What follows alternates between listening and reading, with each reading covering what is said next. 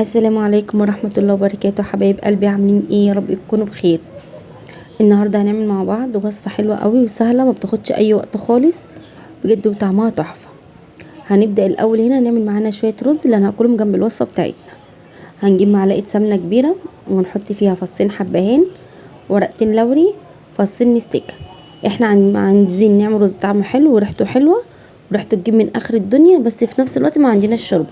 نعمل ايه؟ نمشي على الخطوات اللي احنا قلنا عليها دي ونعمل. نحط السمنه ونحط فيها حبيتين حبهان، فصين مستكه، ورقتين لوري، ونحمصهم شويه مع السمنه. وبعد كده نجيب الرز بتاعنا، ناخد ربع كميه الرز اللي معانا او تلت كميه الرز اللي معانا ونحمرها. هنعمل مع بعض رز حبه وحبه. بجد يا جماعه طعمه بيكون تحفه جدا، ممكن كمان يتاكل لوحده. انت لو كلتيه لوحده كده هتستطعميه جدا، هيكون طعمه حلو قوي. انا هنا حمرت رز زي ما احنا شايفين، حمرته اهو معانا. حمرته بالطريقه دي، بفضل اقلب فيه لغايه لما ياخد لون معايا، يديني على لون ذهبي غامق كده او بني فاتح شويه. لو انا خليته افتح من كده يطلع لي رز، هيطلع برضو ريحه الرز الحبه وحبه، بس هيبقى الرز فاتح، مش هيبقى رز معايا مش هيبان فيه الحبه الغامقه. تمام كده. فاحنا هنا بنحمره معانا، وبعد كده بنروح بعد ما اتحمر معانا بنروح جايبين بقى كميه الرز اللي معانا اللي احنا غسلينها وبنقلبها عليه. خلاص كده انا هنا بقلب عشان اهدي بس النار شويه، اهدي السخونيه يعني عشان ما يتحرقش مني. بس انا قبل ما بقلب او قبل ما بشوحه مع الرز بروح جايبه رشه فلفل اسمر واظبط الملح بتاع الرز، واحط الملح بتاع الرز وبقلبهم شويه مع بعض، وافضل اقلبهم شويه كده على الناشف قبل ما احط ميه ولا اي حاجه. لازم الرز يتشوح معايا مع الرز المتحمر ومع السمنه اللي فاضله عندي، وافضل اقلبهم لغايه لما اسمع صوت التشطشه بتاعته، وافضل اقلب كده لغايه لما احس ان الرزايه كلها، كل رزايه اتغلفت بايه؟ بالسمنه اللي انا حطاها. خلاص كده. دي اي طريقه رز، سواء بعمله بشعريه او سواء بعمله حبه وحبه او سواء بعمله ابيض، بعمله بنفس الطريقه. بسخن السمنه وبقلب الرز فيها لغايه لما يبقى كله متغلب بالسمنه او بالزيت اللي عندي. سواء بشعريه بحمر الشعريه الاول، بعد كده بحط رز. سواء لو هعمله ابيض وبحط الرز على السمنه او على الزيت اللي عندي، وبقلبهم لغايه لما احس ان كل رزايه اتغلفت. ليه؟ ده بيطلعه معايا مفلفل مش معجن. انما لو انا ما قلبتوش وشوحته التشويحه دي هيطلع معايا معجن. خلاص كده. هنا هظبط الميه بتاعتي زي ما اتفقنا مع بعض. بحط الميه فوق الرز بعقله صباع او بعقله ونص، على حسب ايه اللي عندي. انا هنا عشان عندي الحله ضيقه حطيته تقريبا بعقله ونص عشان يظبط معايا. انما انا لما بعمله في الحله الواسعه بحط عقله صباع واحده لان بتاخد كميه ميه اكتر. تمام كده. انا هنا كان الرز اتشرب معايا. انا بحب اديله تقليبه بعد التشريب كده، بحب اديله تقليبه وبحطه في الاول على نار عاليه لغايه لما يتشرب معايا. هنا اتشرب معايا، اديته تقليبه واحطه على نار هاديه خالص لغايه لما يستوي معايا تماما. خلاص كده. وكده بيكون الرز جاهز معايا. اول ما بيستوي بيكون جاهز معايا على الاكل على طول. انا هنا هنقله على نار زي ما انتم شايفين كده. انا نقلته على نار ايه؟ اوطى شويه. خلاص. وجبت صينيه معانا هنا اللي هنعمل فيها اللحمه. جبت معلقه سمنه وحطيت فيها برضو فصين مستكه، ورقتين لوري، وهحط كمان وحدتين حبهان، وحدتين كبابه صيني. خلاص كده. لو انا عندي 7 بهارات ناعمه ما بحطش دول، بحط بس فصين المستكه وبنزل فيهم اللحمه. انما لو انا ما عنديش 7 بهارات واحط الحاجه خشنه او صحيحه واحطهم الاول مع السمنه ياخدوا تحميصه، بيديني ريحه وطعم احلى. تمام كده. وهبدا اول ما احطهم هبدا احط معايا ايه؟ اللحمه. حبيبي كنت عايزه اقول لكم البقاء لله طبعا لكل الأمة العربية طبعا في اللي بيحصل يعني معرفش هو ايه اللي بيحصل في الأمة العربية بصراحة في الظروف اللي احنا فيها دي.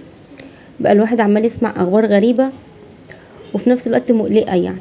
اللي بيحصل في الجزائر حرق الغابات، واللي بيحصل في المغرب، واللي بيحصل في ليبيا، والجسامين يا قلبي يا قلبي اللي جم مصر هنا.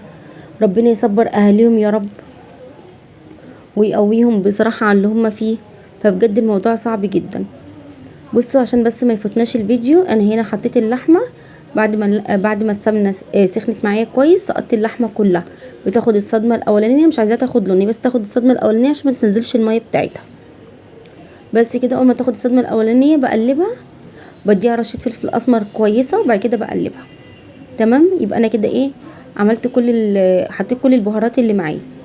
وهحط هنا دلوقتي في الحته الفاضيه دي هجيب معلقتين توم او معلقه توم كبيره كده. ده توم انا ضرباه في الكبه بقرن فلفل، انا بحطه كده ببرطمان صغير في باب التلاجة. انا ما بحبش التوم اللي في الفريزر، انا بحب افرم اول باول.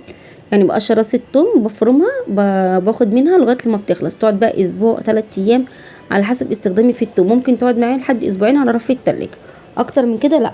وحطيت معلقه هريسه وهقلبهم كده نص تقليبه. وهجيب معايا بصل انا بفرمها في الكبه واحط على وشها من فوق. دول بصلتين كبار. انتي حابه تقللي كميه البصل تمام، بس انا عندي بنحب البصل ده فبحط إيه بصلتين كبار. وبزود كوبايه ميه وبسيبها تستوي. كوبايه ميه سخنه حطيتها في الكبه مكان البصل وهحطها عليها. بس كده هنا كانت خدت معايا غلوتين 3 وبدا البصل يدبل معايا. رحت بدات اقلب في اللحمه. انا هنا هركن اللحمه كلها على جنب عشان اقلب كميه البصل اللي عندي مع كميه الثوم والفلفل، يبقى كلهم خلطه واحده. تمام كده. انا لغايه دلوقتي يا جماعه ما حطيتش ملح، انا بصراحه نسيت احط ملح. انتي لو عايزه تحطي ملح ممكن تحطي ملح في ايه في الخطوه دي يعني. ماشي. انا ما حطيتش ملح من الاول عشان اللحمه ما تستوي كويس، وبعد كده نسيت. بس انا عامه بحب اللحمه من غير ملح، بحبها فلفل اسمر بس. بس ده ذوق شخصي طبعا، لان انا عندي في البيت بيحبوا الملح عادي. بس ده ذوق شخصي. لو انتي ما بتحبيش الملح زيي خلاص كده تمام. لو انتي بتحبي الملح حطيها في الخطوه الاولانيه دي وانتي بتقلبي البصل. وبعد كده هحطها، هعملها كده تشرب شويه كمان من البصل، وهزودها نص كوبايه ميه برضو سخنه تاني، وهسيبها تكمل سوا وهطفي عليها على كده. خلاص. انا هنا هي كانت بدات هغطيها واحطها عشان تشرب من بعضها، وهفتح عليها مره تانية واحط لها نص كوبايه ميه سخنه. خلاص هتاخد غلوتين معايا وهطفي عليها كده. تمام كده معايا استوت زي ما احنا شايفين. ده شكلها في النهايه. ده استيك اللحمه، صينيه الاستيك بتاعه اللحمه. وهنا دي الرز معايا زي ما احنا شايفين.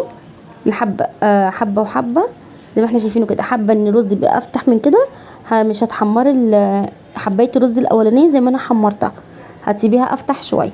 كل ما تفتحي حبه الرز في التحمير كل ما الرز يطلع فاتح معاكي، كل ما تغمقيها كل ما يطلع غامق معاكي. ده كده وسط، لو غامق قوي ولا فاتح قوي. خلاص. انا هنا هحط حبه تقدميها بالطريقه دي. جبنا طبق التشكيل وهنقدمه في الطريقه دي ونحط جنبه اللحمه. لو احنا حابين نقدم بالطريقه دي زي المطاعم، بنحط طبق الرز وجنب كل واحد حتتين اللحمه بتوعه وكده، وكل واحد ياخد طبق. انما لو انت حابه تغرفي ده لوحده وتغرفي ده لوحده، هنقدم الرز لوحده زي ما احنا ما بنقدمه، وهنجيب طبق نغرف فيه اللحمه.